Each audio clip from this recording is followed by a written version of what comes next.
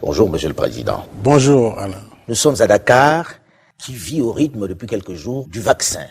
Pourquoi un vaccin chinois? C'est la question qui revient souvent, puisque ça sème des doutes dans l'esprit d'un certain nombre de personnes ici. Non, ça ne sème pas de doute. Le vaccin chinois est le premier vaccin disponible que nous avons eu, tout simplement. Depuis la découverte des vaccins, nous nous sommes évertués dans le concert des nations à travailler avec l'initiative COVAX. Mais nous avons constaté au moment où les pays développés ont commencé la vaccination que l'initiative n'avait pas encore pu mobiliser les vaccins, encore que d'ici le mois de mars, on pense que les premières doses COVAX pourront atterrir dans nos pays. Évidemment, en tant que président de la République, je ne peux pas attendre simplement que ces premiers vaccins COVAX nous parviennent. J'ai en même temps développé des initiatives au plan bilatéral avec tous les pays producteurs de vaccins ou avec les groupes pharmaceutiques. C'est ainsi que je me suis adressé à la Chine et finalement nous avons pu acquérir ces doses avec Sinopharm grâce aussi au soutien du président Xi Jinping. Je me suis adressé à la Russie, président Poutine également. Nous sommes en discussion pour pouvoir obtenir également du Sputnik V.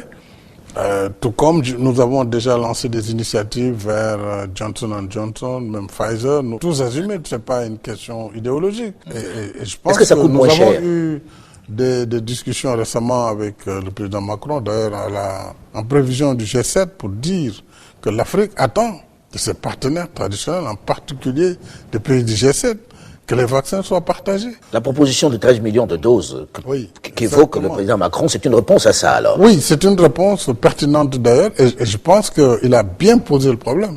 Il faut que l'Occident soit conscient aussi que si au moment où elle vaccine, que les autres pays également de vaccins vaccinent, qu'elle ne donne pas une réponse à la demande pressante de l'Afrique, qui a d'ailleurs mobilisé des ressources aussi à travers l'Union africaine, puisque au-delà de COVAX, il y a l'initiative africaine elle-même, qui a mobilisé plus de 270 millions de dollars, mais qui n'a pas accès au vaccin. On sait les fantasmes qu'il y a autour du vaccin. Beaucoup se disent on va nous empoisonner avec, il n'y a pas assez de recul. Comment vous convainquez les Sénégalais qu'il faut aller se faire vacciner, alors qu'il y a tant de rumeurs autour de ces vaccins, tant de craintes? Malheureusement, cette rumeur a créé une psychose, pas seulement en Afrique, c'est dans le monde entier. Vous savez, le vaccin a un principe qui veut qu'on inocule en quelque sorte quelque chose qui provoque un peu la maladie et qui permet au corps de produire des anticorps, donc de résister, de sorte que quand la maladie vient, le corps est déjà immunisé et il peut faire face. Donc ça, c'est un principe qui ne date pas d'aujourd'hui.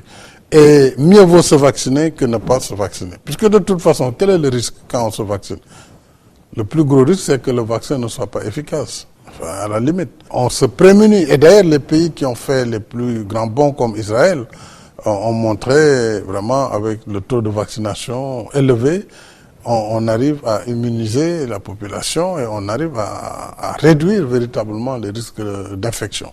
Je vois beaucoup de gens se dire, est-ce que lui-même qui parle, il s'est vacciné, Monsieur le Président? Vous êtes vacciné? Je vais me vacciner immédiatement. Je ne suis pas dans la cible première. Oui, mais vous êtes le Président de la République. Oui, je suis Président de la République.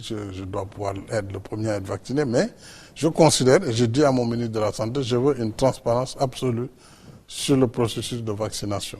Monsieur le Président, l'autre sujet principal qui réunissait un certain nombre de pays il y a quelques semaines, c'était le G5 Sahel, avec la question du terrorisme dans la région. Le sommet du G5 évoquait la difficulté que l'on a à avancer, puisque depuis qu'on mobilise les forces, on ne voit pas reculer les djihadistes, il y a de plus en plus de morts. C'est quoi la solution, Monsieur le Président? Le G5 Sahel a reçu des appuis, mais ce que nous disons, si nous voulons que la lutte soit efficace, il faut que le dispositif de lutte contre le terrorisme, au-delà de l'appui de la France qu'il faut saluer, il faut un mandat robuste, donc sous chapitre 7, pour permettre aux troupes qui sont déjà sur le théâtre malien, qui sont 14 000, qu'ils puissent participer véritablement. Et de façon en gros, efficace. Ce que vous demandez... Ça, c'est la première. La seconde, c'est qu'il faut accompagner... Il faut peut-être qu'on comprenne bien. Cela veut dire très concrètement, Monsieur le Président, pour celui qui ne comprend pas, que pour vous, il ne faut pas une opération de maintien de la paix, mais une opération offensive. Bien sûr, parce que vous maintenez la paix quand il y a une paix à maintenir. Quand vous faites face à des djihadistes, à des terroristes, il n'y a pas de paix à maintenir. Il faut lutter contre. Il faut lutter contre. Mais ceux qui vous disent que les forces africaines ne sont pas équipées pour lutter contre, qu'est-ce que vous répondez à ça? C'est la même chose. Vous savez, l'Afrique a bon dos. C'est-à-dire tout ce qui est négatif, tout ce qui est mauvais, c'est l'Afrique. D'abord, oui, nous avons des problèmes d'équipement, nous avons parfois des problèmes d'entraînement, c'est une réalité. Mais tout cela, quand on voit de près, c'est qu'il y a 15 ans, 20 ans, aucune économie africaine ne pouvait investir sur l'armée. C'était les fameuses politiques d'ajustement structurel. On a dit que l'armée, c'était pas une priorité, jusqu'à présent d'ailleurs. Donc, tout ça, ce sont les conséquences. Aujourd'hui, nous avons besoin de renforcer les capacités de nos armées. Il nous faut de la solidarité. Il ne faut pas que le combat soit mené seulement par les pays du G5 Sahel. Il ne faut pas que la France soit le seul pays en Occident, évidemment, qui envoie des troupes au sol. Il y a beaucoup d'autres pays européens qui commencent à s'engager, puisque la conscience est faite maintenant que la sécurité de l'Afrique, c'est aussi la sécurité de l'Europe, c'est la sécurité mondiale. Vous, Monsieur le Président, est-ce qu'aujourd'hui, puisque le Sénégal aussi semble menacé, parce qu'on vient d'attraper un certain nombre de 4 présumés partisans d'Amadou Koufa, qui sont en prison au Sénégal, dont le Sénégal n'est pas épargné, êtes-vous partisan de ceux qui estiment que on doit donner les moyens aux Africains pour que ce soit eux qui se battent sur le terrain? Il faut d'abord donner des moyens, mais nous ne serons pas seuls, puisque vous savez, la bataille, ce n'est plus la bataille des gladiateurs. Il faut aussi de la coopération, il faut de l'intelligence, il faut du renseignement. Pour les gens arrêtés au Sénégal oriental, oui, nous ne sommes pas épargnés. Parce que vous craignez une contagion?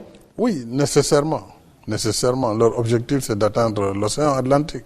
Donc, que ce soit le Sénégal ou les autres pays côtiers qui sont le dernier rempart, il faut qu'on se prépare à rentrer dans la bataille. Faut-il discuter avec les terroristes maintenant qu'on n'avance pas? Non, je ne pense pas que ce soit. Je suis contre une discussion avec des terroristes.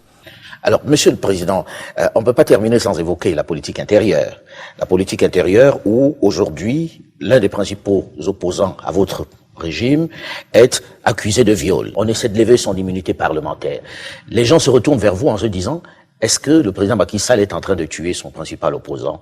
C'est toujours la même chose. D'abord, c'est un sujet sur lequel je ne vais pas me pencher parce que même avec la presse nationale, je ne me suis pas prononcé. Donc vous verrez le mal que j'aurai à parler dans votre antenne de ce sujet. Mais on ne peut pas occulter le cas à son cours, Monsieur le Président. Encore une fois, c'est une affaire regrettable. Je ne sais pas ce qu'il en est dans le fond. Je ne peux pas souhaiter à mon pire adversaire une telle situation. Maintenant, il y a une accusation, il y a des procédures. Vraiment, il ne faut pas qu'on mêle le président de choses qui ne le regardent pas. Le président n'y est pour rien? C'est clair. Je crois que j'ai suffisamment de choses à faire que de comploter pour des choses aussi basses. Merci, Monsieur le Président.